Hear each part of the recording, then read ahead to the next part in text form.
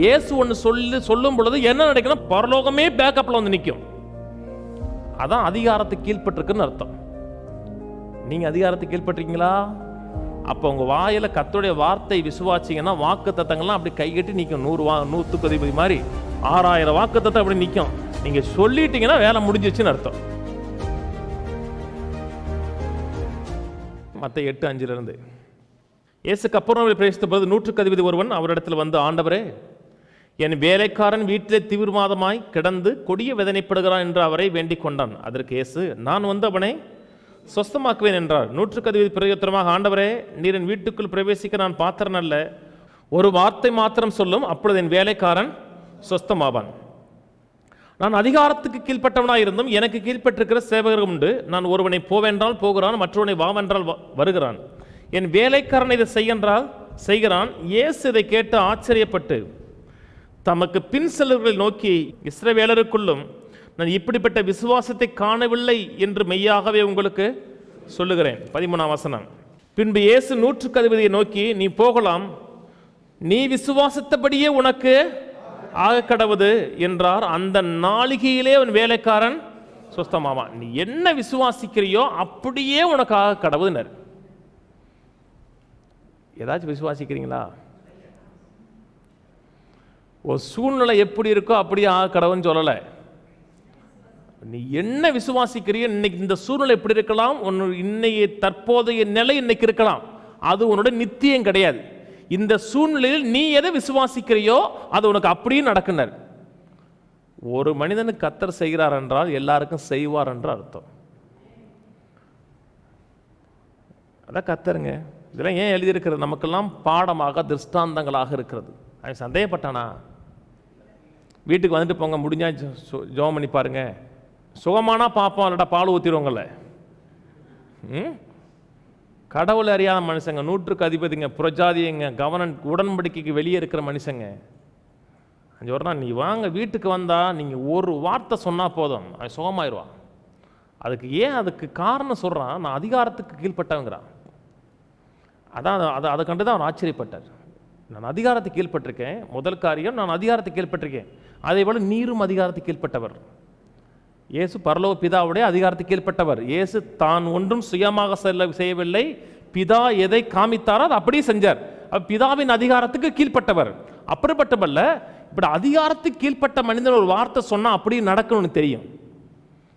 நான் சொன்னதை வழங்கச்சுன்னா, அதிகாரத்துக்கு கீழ்பட்ட மனிதன் ஒன்று சொல்லணும்னா அவன் சொல்லலை, அது யாருடைய அதிகாரத்துக்கு கீழ்பட்டிருக்கிறானோ அந்த பரலோகமே உனக்கு பின்னாடி அந்த வார்த்தையை நிறைவேற்றுறதுக்கு பின்னாடி நிற்கும். இவன் சொல்றான், 100 பேருக்கு இருக்கான் இல்லையா, இவன் சொல்றத ஒருத்தன் கேட்கல அப்படின்னா என்ன நடக்கும்? ரோம ராஜ்யத்துடைய தண்டனை அவனுக்கு வரணும். அவனுக்கு பின்னாடி எது வரும்? ரோம சாம்ராஜ்யமே வந்து அவனுக்கு பின்னாடி நிற்கும், அந்த 100க்கு அதிபதிக்கு பின்னாடி. அப்ப இயேசு ஒன்று சொல்லும் பொழுது என்ன நடக்கணும்? பரலோகமே பேக்கப்ல வந்து நிற்கும். அதான் அதிகாரத்துக்கு கீழ்பட்டிருக்குன்னு அர்த்தம். நீங்க அதிகாரத்துக்கு கீழ்பட்டிருக்கீங்களா? அப்போ உங்க வாயில கர்த்தருடைய வார்த்தை விசுவாசிங்கன்னா வாக்கு தத்தங்கள்லாம் அப்படி கைகட்டி நிற்கும்.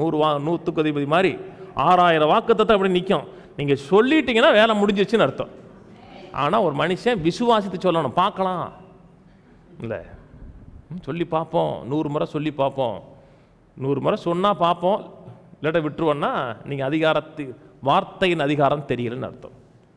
அவனை பார்த்து கர்த்தர் ஆச்சரியப்படுறாருங்க. நம்ம சபையை பார்த்து ஆச்சரியப்படணும். சிறுவிழிவுத்திற்குள்ளும் இப்படிப்பட்ட சபையை நான் பார்த்ததெல்லாம் சொல்லணும். வாசனன்னா அப்படியே இருதயத்தை திறக்கிறாங்க, இருதயத்தை திறந்து அப்படியே சொல்கிறான், இப்படிப்பட்டாலும் நான் பரலோக உலகத்திலே பார்த்ததில்லைங்கணும். அப்படிங்க சாட்சி எடுக்கணும். சொல்ல வேணாமா? தடை ஒன்றும் இல்லை. ஒரு புரஜாதி மனுஷனை பார்த்தே ஆச்சரியப்படுறான். தேவனுடைய பிள்ளைகளுங்க, உடன்படிக்கை மக்கள், கிறிஸ்துவே தேவன் என்று விசுவாசிக்கிறவர்கள், அந்த பவர் உள்ளே வச்சுட்டு போயிட்டாரு. இப்போ தடை என்ன? தடை என்னன்னா வார்த்தையை மதிக்கிறது கிடையாது, வார்த்தையை சந்தேகப்படுறாங்க. வசனம் ஒன்று சொல்லுதா, மேட்டர் செட்டில், ஃபைனல் அத்தாரிட்டி முடிஞ்சிருச்சுன்னு அர்த்தம், சொல்லிட்டார்னு அர்த்தம். அதுக்கப்புறம் சந்தேகப்படக்கூடாது. வார்த்தை தாங்க முக்கியம். வார்த்தையை மதிச்சோம்னா பரலோகமே அந்த மனுஷனை மதிக்குதுங்க. எந்த சூழ்நிலையில் இருந்தாலும் வார்த்தையை கேட்கறத தவற விட்டுறாதீங்க.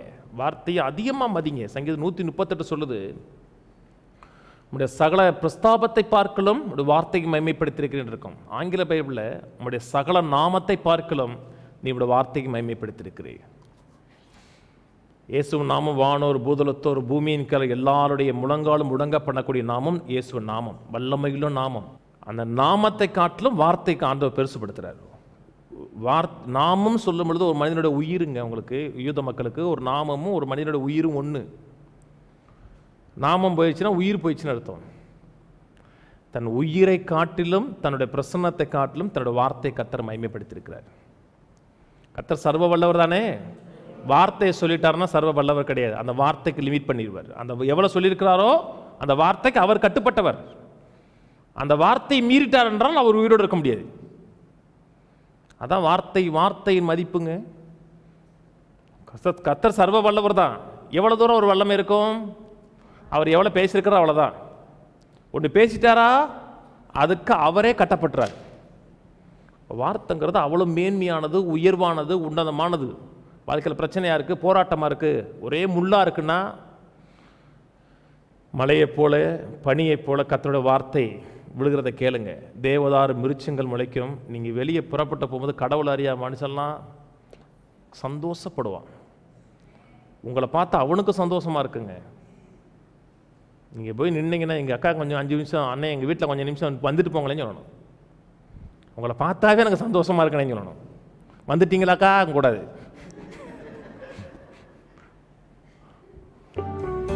நம்மளை பார்த்து அப்படி வாழணுங்க. அதுக்கு முக்கியமான காரியம் வார்த்தையை கேட்கறது.